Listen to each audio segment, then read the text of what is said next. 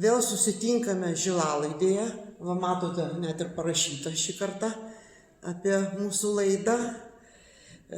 Kas neprenumeruojate, būtinai pradėkite prenumeruoti, todėl kad ir šiandien, ir ateityje kalbėsime įdomiamis temomis, turėsim įdomių pašnekovų ir manau, kad verta tai daryti. Jeigu šitą laidą patiks, spauskite patinka, jeigu įdomu irgi spauskite patinka. O dabar noriu pristatyti šios dienos laidos svečią, tai yra Rimantas Radžiūnas, ekonomistas, sąjūdžio aktyvistas, visuomenininkas, šiuo metu pensijoje, kaip ir mudvi laidos vedėjos su Aušra. Tai va. Kaip jau galima suprasti, kad šiandien mes apie sovietmetį kalbėsim ne iš tokių vadovėlinių tiesų, o iš patirties, kas visada yra geriausia, nes tai yra turi tą autentišką skonį ir kvapą. Abeje, apie sovietinius kvapus irgi toks klausimas bus, jis man pasirodė labai įdomus ir netikėtas. Tai ir iš tiesų tas sovietinis laikotarpis, jis iš tikrųjų turi įvairias pusės. Nes buvo momentų, kada vieni galėjo išvažiuoti, kiti negalėjo, kas tai lėmė, nomenklatūros klausimas. Ta visuomenė nebuvo tokia vienoda ir tokia išlyginta, kaip ją kartais dabar pateikia tokiuose sutrumpintose sovietinio gyvenimo cikluose. Ir apie tą tikrą antrąją pusę ir kalbėsime. Aš trumpai įsiterpsiu, kad sovietmetis dabar dažnai lydimas frazės, kad prie rusų buvo geriau, bet iš tikrųjų tai reiškia, kad prie sovietų buvo geriau, arba buvo geriau, kai buvo sovietinė okupacija, kai Lietuva buvo okupuota, o ne laisva ir nepriklausoma kaip dabar. Ir manau, kad tai yra aktualu jaunesniems kartoms, turėtų būti įdomu, dėl to, kad jaunesniems kartoms tai jau yra istorija, o senjorų kartai tai yra jaunystė, tai yra gyvenimas, tai yra patirtis ir tą patirtimi mes šiandien ir dalinsimės, ar ne, Aušra? Na va, ir tada jau klausimas, kurį mes ponui Rimantui ir skiriame. Kai šiandien sakoma, kad sovietmečių gyventi buvo geriau, visada kilo klausimas, kam buvo geriau? Kokie žmonės iš tiesų prie sovietų gyveno geriau?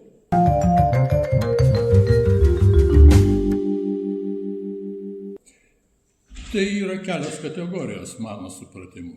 Viena buvo ta kategorija, kuri buvo žemai.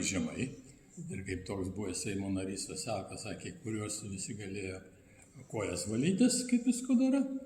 Tai va tie, kurie į darbą negalėdavo ryte atsikelti, ypač kaime, kalfozuose, kadangi iš vakaro pagerdavo, paskui negalėdavo į darbą išeiti. Tai ateidavo kolūkio pirmininkas ir, kaip pas mus kaime sakydavo, pavarydavo į darbą. Ne šiaip, kad paragindavo. Čia kurioje vietoje Lietuvos? Čia Trakų rajone. Aha. Tai gal čia viso Lietuvoje buvo? Ne, tokio žodžio nevartoja Rokiškio kraštelis, dėl to paklausiu. Neparagindavo į darbą, nepaskatindavo, ne ką, pavarydavo į darbą. Tai va tiem buvo geriau, nereikėjo rūpintis darbų, nereikėjo rūpintis atlyginimų, koks jis ten bebuvo, bet vis tiek gaudavo ir pagerti užtekdavo. Tuo labiau, kad dar pavogti galima daug ir taip toliau. Bet tai čia jau ta žmonių dalis, kuri pas mus dabar yra, tik kitaip vadinasi ir kitaip elgiasi. Ir aukščiausia nomenklatūra vadinama, apie nomenklatūrą daug visi žinodavo ir sovietmečių, kas yra nomenklatūra. Tai yra buvo sudaromi tokie sąrašai žmonių, kurie nusipelnė tarybų valdžiai ir taip toliau, ir kurie gaudavo privilegijas. Privilegijos buvo visur, visam gyvenime. Spec ligoninės, spec poliklinikas, spec sanatorija, spec kavinė, kuri iš tikrųjų restoranas, spec parduotuvės, spec būtetai ir taip toliau, ir taip toliau. Net vadinami tie pajokai, kurie kitaip nevadindasi, į kuriuos ten gaudavo darbo liaudis šventėm tokį paketėlį, ten majonezo įdėta žalių žirnelių, gal kartais ir dešrygalis, koks gabalas ir viską. Tai net tie pajokai skirdavosi, vieni yra liaudžiai, o kiti nomenklatūrai visai kas kita. Tai jiems dabar atrodo, kad tada buvo geriau negu dabar tokiems? Jiems atrodo geriau todėl, kai aš sutikdavau iš pradžių, tokio vienoje ministerijoje mūsų įstaiga priklausė ir ta mūsų įstaiga labai bendradarbiavo, turėjo su ministerija. Ir buvau pažįstamas su ministru, su pavaduotoju ir paskui po nepriklausomybės sutinku pavaduotoją prospekte ir sveikinasi su manim pirmas. Aš sakau, nu čia dabar kas, viešpatie Dieve. Taigi anksčiau jokių būdų neįsivaizduojama dalykų. Paskui po kiek laiko sutinku patį ministrą ir tas pirmas sveikina. Tai vat kaip jie pasikeitė, tai yra žmonės, kurie moka pasikeisti. O jiem blogiau dabar todėl, kad jie nesvarbu, kad privatizavo turtą, nes jie tokias galimybės turėjo, tai jie tą padarė.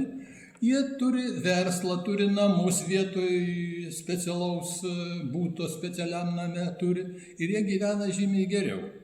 Bet jie vis tiek blogai. Ir žinot kodėl? Kodėl? Padariau savo tokią išvadą. Jie tada turėjo nusipirkti galėjo Volgą ir net juodą. Gyvena atskiram pagerintam name ir taip toliau ir taip toliau. Jie buvo pakylėti virš žmonių.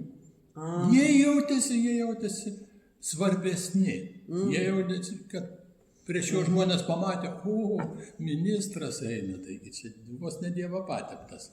O pats ministras, kai atsimenu, atėjo vyriausybės ministrų tarybos pirmininko pavaduotojas pas į ministeriją ten tikrą kongą. Ir teko matyti, kaip jis elgėsi. Man būtų gėda. Taip, vos ne 4 šliaužė prieš. O dabar gyvenančių žmonių yra pakankamai gerai. Bet nereikia pamiršti ir to, kad nomenklatūrai priklausė ir menininkai.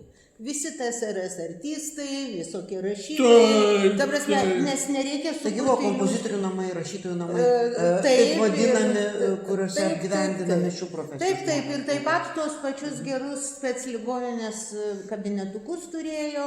Tiesa, specligoninė dar buvo specligoniniai, buvo spec skyrius, kur aptarnaudavo spec žmonės.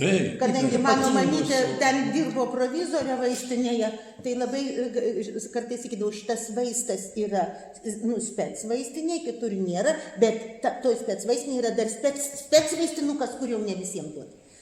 Jeigu užsiminėte apie vaistus, tai vieną, nežinotum, tai išsakytum, kad anekdotas. Bet anais laikais alyvuogių aliejų parduodavo vaistiniai pagal receptą. Taip, todėl, kad jau, bet čia labai, aš kaip galiu pasakyti labai paprastai, jo tiesiog labai mažai veždavo ir paprastai jis vis dėlto vaistinėse buvo skirtas gaminti, kai dar vaistinės gamindavo vaistus, tai tas aliejus buvo reikalingas vaistų gamybai. Tai kartais duodavo, bet kartais duodavo vaistininkėms, tai man kartais mamytė namo ant jų blynus kepdavo, ko šiaip jau pasakysiu, daryti nereikėjo, nes geriau yra kažkaip kitaip tai daryti, bet tada tokios mados gal nebuvo, bet tai būdavo retenybė ten kartais gal vykdavo. Dabar reikime prie kito klausimo, kuris irgi yra įdomus, tai yra prie geležinės uždangos. Geležinė uždanga apibūdinama, čia aš paaiškinsiu tiem, kurie gal jaunesniems kartoms, kurios nežino, savo kailių nepatyrė, kas tai yra. Tai yra politinė, karinė, informacinė ir ideologinė Sovietų sąjungos ir jos sąjungininkų saviizoliacija nuo vakarų ir kitų nekomunistinių valstybių po Antrojo pasaulinio karo.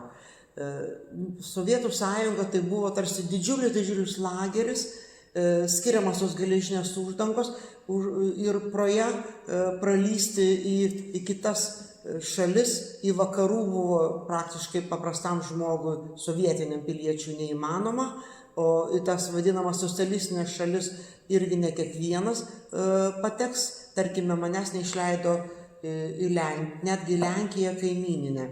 Tai dabar noriu paklausti, kad buvo lygus ir buvo lygesni, ar ne, Rimantai, kad kai kurie galėjo išvažiuoti ne tik į tas vadinamas socialistinės šalis, bet ir tą kapitalistinės valstybės ir keliauti ir taip toliau. Kas buvo tie žmonės ir kodėl jie galėdavo keliauti?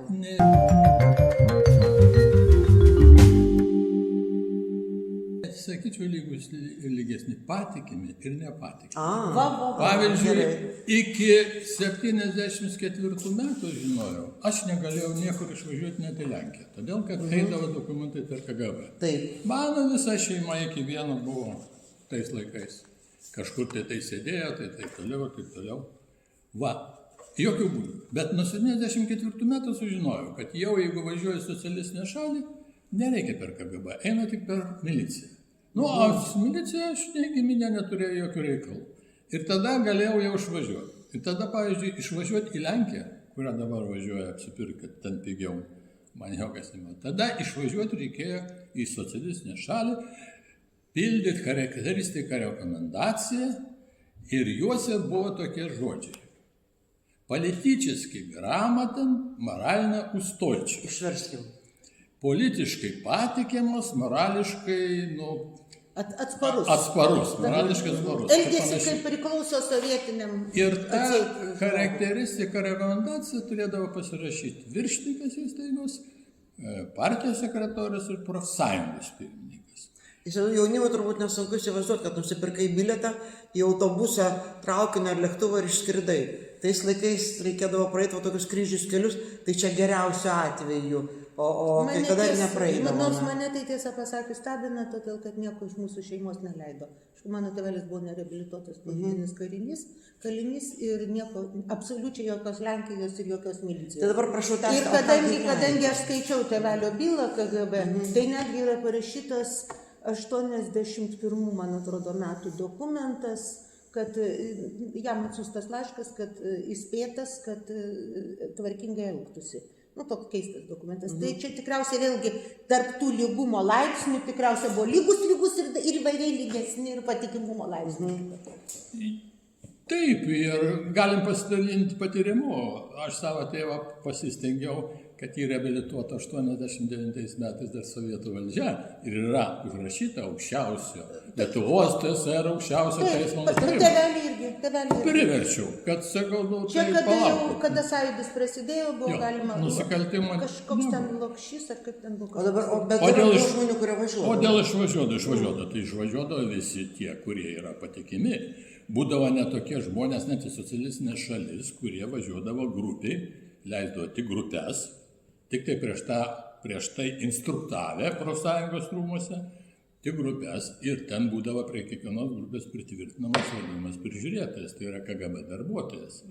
Tai jie tai važiuodavo, ne tik atvažiuodavo visur po visą sieną, jie važiuodavo dykai, už dyką, ar KGB dar koks nors savivaldybės, tai yra rajono pirmininkas, ar ten partijos sekretorius, ar ką va tokie žmonės, jie važiuodavo dar dykai. Tai visi kiti galėdavo išvažiuoti. Bet dar buvo vienas niuansas, kad į visą socialistinį lagerį vadinamą, kai buvo uždanga čia, uždanga prie SSR, ne tik. Visa rytų Europa buvo uždengta ta uždanga. Bet viena šalis buvo kitokia. Tai žinot šalį, tai yra Jugoslavija. Jugoslavija, taip. Aš taip žinau, tokia pusiau kapitalistinė buvo laikoma. Bet Jugoslavija reikėdavo pildyti dokumentus. Taip kaip ir į kapitalistinę šalį. Lygiai tokia tešdavom 4 lapų, aš kaip pirmą kartą užpildžiau, ar mane iškeikė toks karininkas majoras, tai aš paskui žinodavau, jeigu atneša anketą pildyti ant 4 puslapių, tai jau ne, jau net nežiūrėkit anketą. Tai ten žmonės taip darydavo, pasistengdavo, nuvažiuodavo, kiek gal lengviau negu į kokią Vokietiją ten ar kur vakarų Vokietiją išvažiuodavo į Jugoslaviją, paskui pėsti per sieną pereidavo į tikrą vadinamą laisvąjį pasaulį. Tai yra į Italiją ar kur nors kitur. Tai buvo tokių atsitikimų. Ir iš Lietuvos. Buvo. Tai labai retas dalykas, nes tai labai greit susigaudė ir labai greit uždarė. Žiūrėkit, net mes kažko naujo sužinom. Jugoslavija. Apie nuos laikus. Tai va. Tai visi galėdavo važiuoti ir netgi jiem būdavo tokia paskata. Ten, pavyzdžiui, kokia nors rašytojų sąjungos pirmininkui, kad ir iš to kultūros bloko, ar ten kokia nors teatro vyriausiam režisieriui, ar kur, nuvažiuoti, galima leidę nuvažiuoti į Suomiją, daleiskim.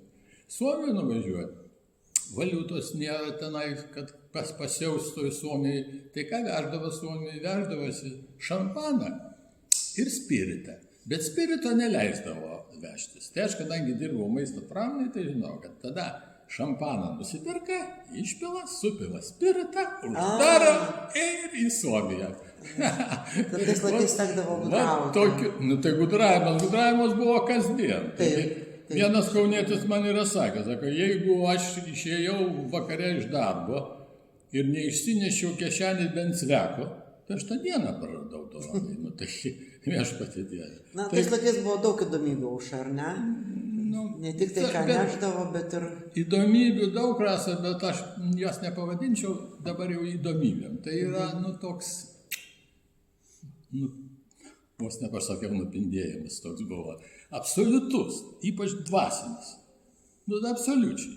Žmonės arba turėjo kažkur taikytis ir taikydavosi, nu, kaip mūsų ir gerbiami kai kurie žmonės, poetai ir visą kitą, ir sutikdavo būtent kokiais nors pirmininkais ar ko nors kokių organizacijų, tam, kad gautų būtent Antakalnį, tam, kad gautų Volgą, tam, kad gautų Juodą Volgą ir panašiai. Nu, sutikdavo, taikydavosi.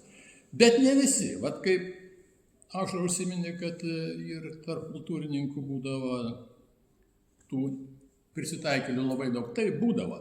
Bet vienas dalykas labai gerai pasakė. Va šitie išvardino 3 pavardės. Sako, tai jie Leninus, Stalinus paišė viską, ką reikia. Staliną reikėjo, Staliną, paskui Leniną. O va šitie 3, sako, nedarė to. Taip pat kaip ir režisieriai, bet tie, kurie darė, susitaikė, tarnavo, tie ir dabar pagarboj. Sutikit? Bet čia yra psichologiškai, kadangi mano profesija yra socialinės sistemos, aš niekada nebuvau ekonomistė, kaip mane pristatinėja.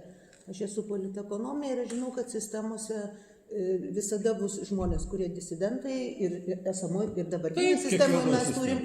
Ta prasme, ir tas žmonių noras išgyventi, konformizmas, jis iš tikrųjų irgi yra sistemai gana svarbus. Patinka tai mum ar ne, tie žmonės, sėdėjo, kažką darė, kažkaip, nes negali visa sistema visą laiką būti įtampa. Turiu truputį paprieštarauti, ne tik išgyventi, bet geriau gyventi negu masė. Dauguma konformistiškai elgėsi nieko negaudami už tai, tiesiog nenorėjo triukšmo, kaip ir dabar dauguma žmonių. Neįsi mitingą, jie tiesiog nori tam tikros ramybės atsitraukti.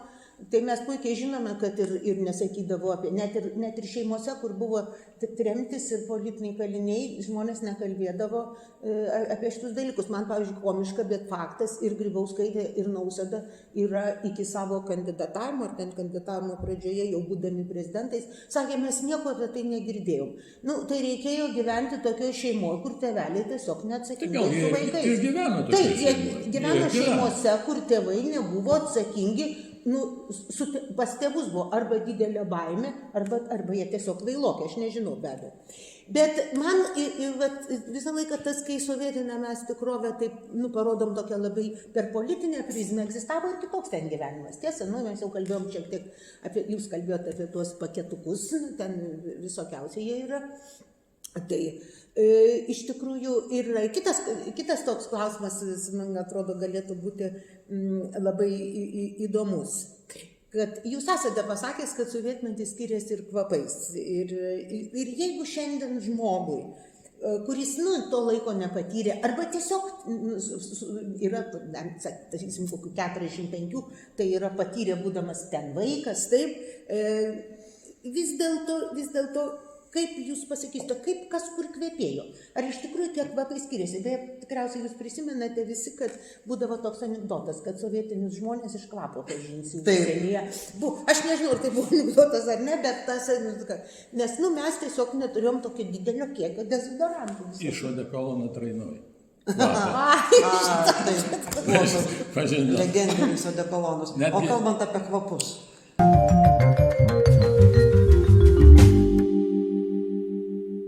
Apie kvapus tai susidūriau pirmą kartą, kai senai, dar jauni buvom, ir mano vienas bendradarbis mokėsi Maskvoje ir atsivežė vieną čeką į Lietuvą ir nuėjo į operos ir baleto teatrą. O tas čekas jis sako, klausyk, pirmą Sovietų Sąjungoje tualetą pamačiau, kuris nesmirdė. Čia mums komplimentas. Jo, tai aš tada ir pagalvoju, iš tikrųjų, taigi, ar jis buvo įstaigoje tas tualetas, ar jis buvo kažkur tai netgi ir teatre, jeigu ne operos ir baleto, ar jis buvo viešas to labiau, visur specifiniai tie kvapai. Bet ne tik tualetai, nueidavo į parduotuvę ir jeigu nueini į mėsos skyrių, o nedaug dievė dar į žuvies skyrių, taigi kvapas toks, kad jau čia nežinau, net nori ten būti, tuo labiau, kad ir galvoju, ko jie ten tiek prasmirdavo. Kada geros mėsos nebuvo, atveždavo į parduotuvę tik seną, o visą išdalindavo gerą mėsą, tai nomenklatūrai ir kitiem. Va, tai tie pagulėję vieną kitą dieną, tie kaulai jie pradėdavo negerą kvapą skleisti. Kvapus turėjo ir kavinės, ir valgyklos, tų šluoščių tie kvapai, kažkokių kopūstų peraugusių. Atsimenat irgi? Rasa, taigi nebuvo tų šluoščių tiek ir tokių, kiek dabar. Nu tai skudurą imdavo paprasčiausią maišą, ypač įmonėse, tai tos valytos, paimdavo džiuto maišą, suplėšo. Ir po to mešus Ir kol nesuplyšo. Ir kol nesuplyšo. Jeigu mes dabar taip darytumėm, tai įtariu, kad panašiai baigtųsi. Bet aš dar vieną norėjau grįžti atgal, vieną dalyką ir pasakyti, kaip jūs sakote, visada buvo tokie ir anokie ir kitokie žmonės teisingai buvo, bet jų skaičiai buvo ne visi vienodai. Ir mes esame, aš pastebėjau, aš gimęs dar karo metais. Ir va tie, kurie gimė iki 50 metų ir kurie Stalino nepačiupinėjo savo, kaip sako, oda ir krauju, tie yra vienokie. Kurie gimė po 50 ir vėliau, jie jau pradėjo eiti į mokyklą, tai jau kolchozus atlyginimo pradėjo mokėti viską. Jie jau to nepatyrė viso to. Jie partizanų judėjimo savo akim nematė. Tai va tie 80-mečiai, 90-mečiai skiriasi nuo tų 60-mečių, 70-mečių skiriasi. Nuo jūsų skiriasi. Aš tą pajaučiu ir va čia 3 amžiaus universitete ir kitur. Aš jaučiu, kad ateina jaunesni žmonės, jie truputį kitaip galvoja. Ir net gaila kartais pasidaro. Paima viena moteris ir leptelėja. Sako, Europos Sąjunga karves atėmė žmonių, už tai sugriovė pieno ūkį. Čia 3 amžiaus. Ir ką jūs jums sakėte? Ir ką jūs jums sakėte? Aš, man gaila, paskui pasidarė, bet aš paėmiau ir pasakiau, durna. Durna. Ir dabar labai gailiuosi ir aš ją pamatyčiau, atsiprašyčiau, tikrai nuoširdžiai, va, jeigu dabar jinai girdi klauso, atsiprašau, nes tai sukvailintas visiškai žmogus. Tai kada Europos Sąjunga davė pinigus visiems žmonėms, kad jie atsisakytų tų 1-2 karvių, ir ne tai, kad neatsisakytų, nepaimų šių karvių, tik tai atsisakytų, kad jie neteiktų pieną pardavimui, o gali turėti tas karves. Tai ką jie padarė? Jie į baudžiavą panaikino 2 kartą Lietuvai. Karvę, ką tai reiškia karvę turėti? Jūs meščionkos nelabai žinot. Taigi pririštas 7,24. Mes, man atrodo, surasta sveiko proto. Aš įsivaizduoju. Tai reikia kasdien ne tik tai šerti, reikia kasdien melžti karvę. Ir taip toliau. Vežti ganyti. Kur tu išvažiuosi? Kur tu gali į svečius, kada nori išeiti? Taigi baudžiava, tam tikra baudžiava. Ir jie kaip buvo, kolchoziniais metais, kada gyvendavo iš tų 60 arų, ne iš savo darbo kolchozė. Nu, paskui jau pradėjo gyventi ir iš savo darbo, tai žymiai vėliau. O iš 60 arų taip ir liko prisirišę prie tos karvės, prie tos kiaulės, prie tos žąsies, prie tos vištos, taip ir liko. Ir aš turėjau, dar prieš 10 metų turėjau trobą kaime, ten su kaimiečiais labai daug bendravęs esu, taigi matydavau jų mąstymą ir jų logiką. O dabar labai visi pergyvena, kad karvių nėra. Nuvažiuoji į kaimą, visam kaime viena karvė. Bet nueini į parduotuvę ir bet kada rasi ir pieno, ir sūrių, ir sviesto, ir ko nori rasi. O tada buvo pas visus karves, parduotuvėje nieko. Žiūrėkit, mes čia kalbam apie materialinius dalykus, o kalbant apie dvasinius, vis dėlto turėjom prie tos sistemos būti kažkiek prisitaikę ir ten gyventi. Kokia buvo mūsų okupuotos tautos, okupuotų žmonių dvasinė būsena, kaip mes kalbėdavom namuose savo aplinkoje, kaip viešoje kalboje, viešose vietose. Prisimenate, egzistavo Ezopo kalba. Mums tiek reikėjo kažkaip pasidalinti tuo, kuo mes gyvenam, ką mes jaučiam. Tai va apie tą dvasinę būseną mūsų žmonių.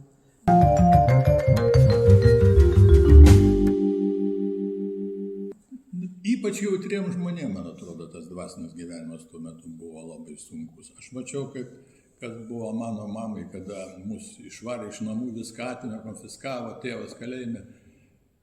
Vargo didžiausia vakarienė. Ir kai jį naktimis verkdavo, išvarė svetimuose kažkur pašiūrį gyvendama, o vyriausias brolis eidavo ją guosti.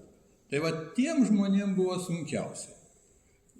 Ir tas dvasinis gyvenimas buvo reguliuojamas, kaip žinot puikiausiai, visą laiką partijos buvo reguliuojamas ir tu nedrįsk iškrypti iš tų vėžių. Jeigu iškrypsi iš tų vėžių, tai to negausi, materialinių dalykų negausi, o paskui tai dar gali gauti ir vienutę lagerėje gali gauti ir panašiai. Juk tarp 53 ir 88 metų Lietuvoje buvo represuota kiek žmonių? Nežinau. 1000. Tai yra, mūsų tų tyrėjų duomenys. 1000 žmonių. Visi įsivaizduoja, kad prie Stalino tik buvo represijos, ir buvo blogai. Ne, neįvelnė. Ir dvasiškai reikėjo kažkaip tai laviruoti. Bet ne visi pasiduodavo tom represijom dvasinė. Ne visi. Pirmiausia, kunigai, šaunuoliai, kurie nebuvo KGB Jie palaikė dvasią tautos. Didelė dalis kunigų, tikrai labai nemažai kunigų, ir tai yra irgi viena, paskui aš galėsiu pasakyti kitą Lietuvos skirtumo nuo, pavyzdžiui, Lenkijos, kur pripažino, Lietuva šitą nutilėjo, bet didelė dalis kunigų iš tikrųjų pasirašydavo ir aš puikiai mačiau, aš gyvenau vienuolyne ir aš prisimenu. Pasirašyto bendradarbiavimo? Žodžiu, aš savo vaikystėje turiu unikalią patirtį sovietiniam vaikui, aš gyvenau vienuolyne nuo 7 iki 10 metų. Ir ten buvo 6 seselės vienuolės ir kunigas. Ir vieną vakarą aš tada iki galo nesupratau, bet paskui aš supratau, jis atėjęs labai verkė, jaunas buvo kunigas, vikaras Palangos. Ir jis verkė ir sakė, pasakykit žmonėms, kad neitų pas mane išpažinties. Nes iš tikrųjų, aš sakė, turėsiu rašyti, po to pasiaiškinimus. Tai tikrai reikia, ir dėl to aš ir sakau, kad mes labai mokame greitai smerkti, aiškinti, bet žmonės pakliūva į vairias situacijas.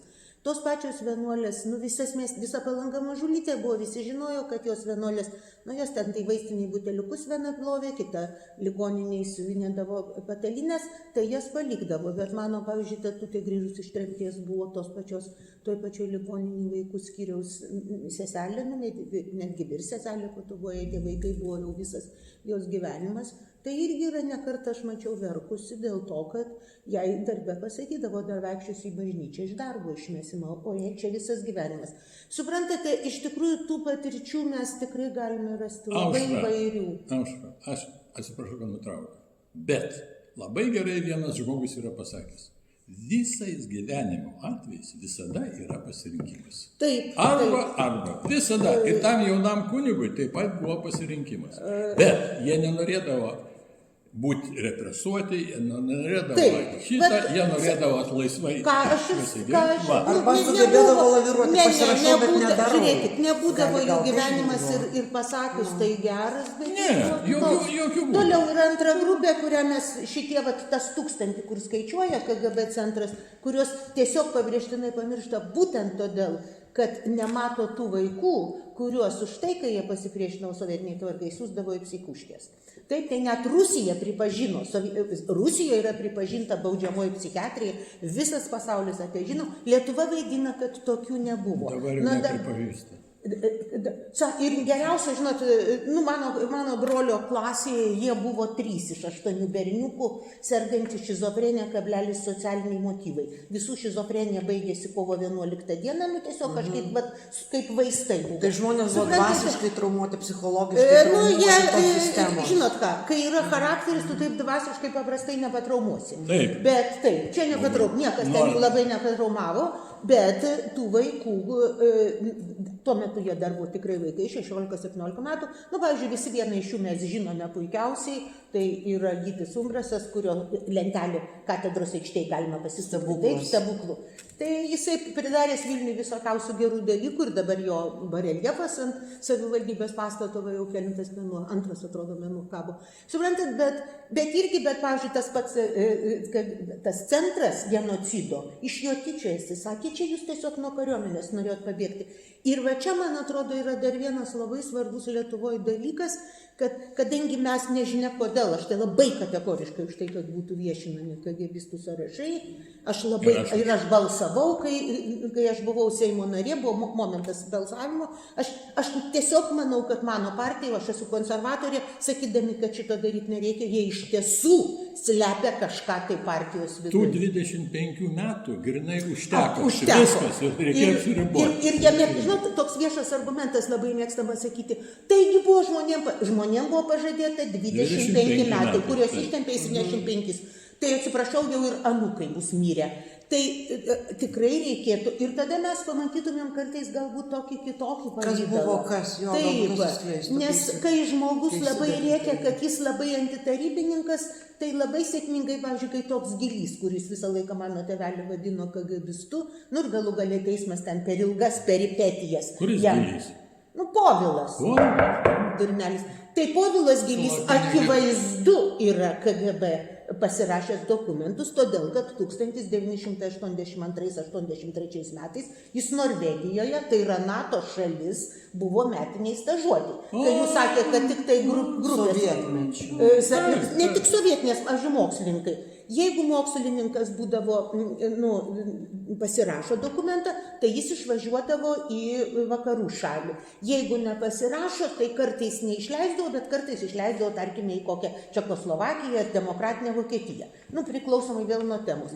Bet visiškai akivaizdu, aš tiesiog galiu duoti tiesiog sąrašus ilgus išrašyti, kur jie ten buvo.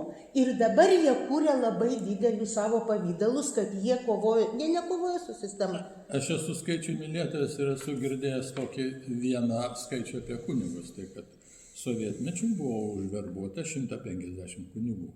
150 iš maždaug 6, 7, 800. Tai yra normalus procentas.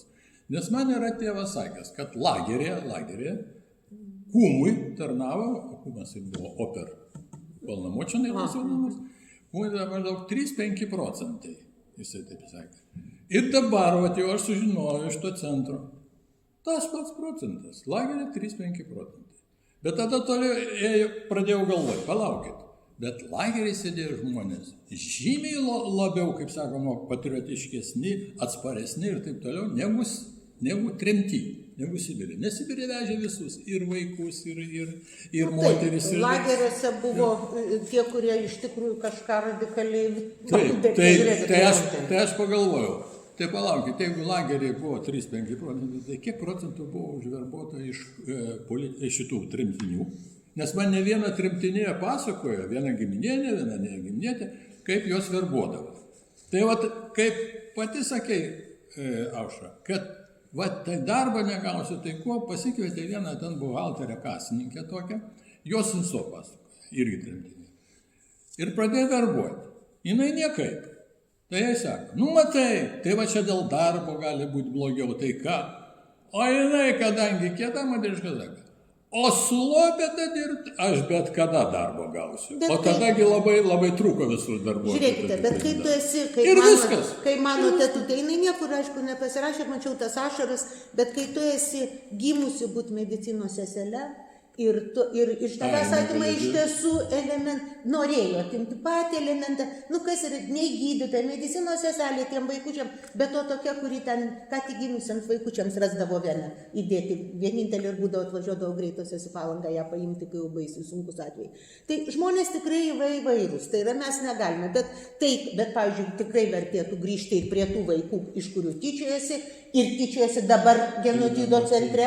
Ačiū Dievui, Seimo narė Paulė Kuzmickienė šito užsiėmė ir pradėsim bandyti keisti šitą situaciją. Ir va šitas turėtų būti stabdoma. O vis dėlto dabar pabaigai jau. Tikrai mes čia ilgai šnekame ir mes galime apie sovietus... Ale taip gerai einasi, kad ir laikas praėjo. Tai mes, žiūrėkite, čia galim ir kitą kartą pasišnekėti, jeigu mūsų klausytojai rašykite klausimus, mes su malonumu mes galėsime tęsti tas temas, kadangi tai mūsų kartos temos. Ir dar ne tik mano kartoje, tai aš dar puikiai situacijai. Vieną dalyką aš noriu pasakyti apie nusikaltimus. Sovietmečių niekas neginčia, kad buvo padaryta 10 000 nusikaltimų. Nuo tų 10 000 nusikaltimų nukentėjo 100 000 žmonių. Lageriai, tremtys, sušaudyta, taip toliau. Jūs turite galvoje, kad nusikaltimus darė KGB ir jiems vadovavosi komunistų partija? Ne, tai truktėjo, tai praeisiu prie to. Tai dabar sakykit, nusikaltimų 10 000, nusikaltėlių taip pat nemažiau, nes negalėjo būti nusikaltimai be nusikaltėlių, ar ne? Kur nusikaltėliai dabar? Kodėl jų nei vienas nenuteistas? Kodėl nei vienam net pirštų gerai nepagrumuota? Kas čia per valstybę? Ką mes darom?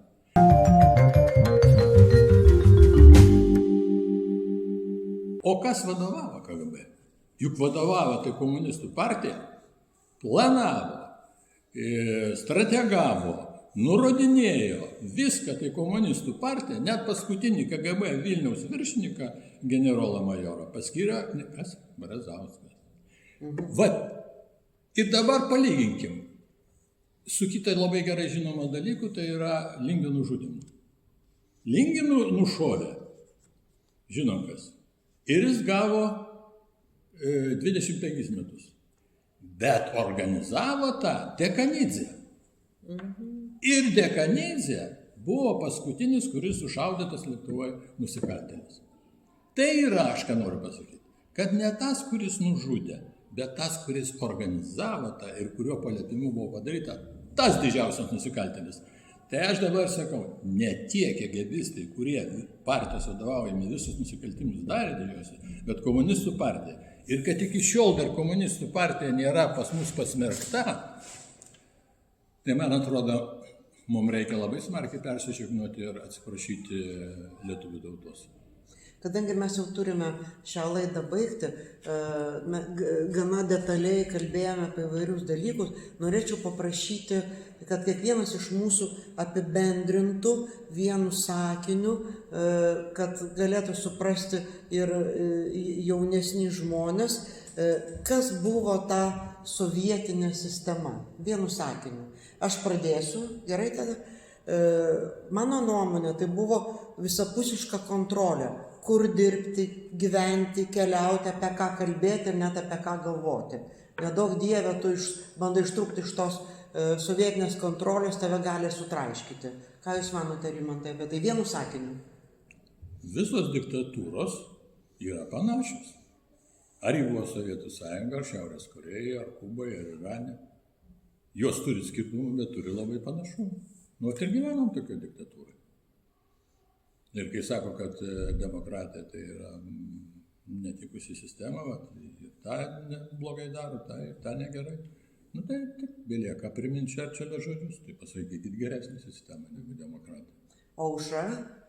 Na, man galbūt kaip žmogui, kuris gimė knygose sėdėti, tai yra tai, kad aš aišku stebiuosi tais, kurie sovietiniais laikais negaudavo tų vadinamų antitarybinių knygų, jas sėkmingai platindavo ir mano broliukas jas darydavo ir jų būdavo, tik tai gaudavai vienai nakčiai, nu tai naktį ten atsisėdęs greit skaitai, aišku, kad jų kiekis buvo palyginus mažas. Tai man buvo sistema, kurioje tu turėjai turėti viešą veidą ir kad išgyventum ir, pavyzdžiui, tokiam žmogui kaip man, kuriam iš tikrųjų įdomiausias dalykas yra būtent socialiniai mokslai, socialinė psichologija, politekonomija, na tai iš tikrųjų yra labai sunkus momentas. Tai aš labai džiaugiuosi, kad tada 88 birželio 3 jau iki tol ruošėmės, aš dalyvavau tą mokslo akademijos salėje ir pasakiau, šitam durnynė gyventi daugiau nenoriu. Tai ir ačiū Dievui, kad ir negyvenu, bet dabar mes kartais elgiamės panašiai taip, atmesdami kitų žmonių nuomonės. Tai tiesiog iš sovietinės sistemos turime išmokti, kad ir tos nuomonės, kurios mums nepatinka, kartais gali turėti gerą grūdą, o anoj sistemai jūs iš vis negalėt nieko pasakyti. Tai demokratija jūs galit pasakyti ir tai jau yra, nepalyginamai geresnė.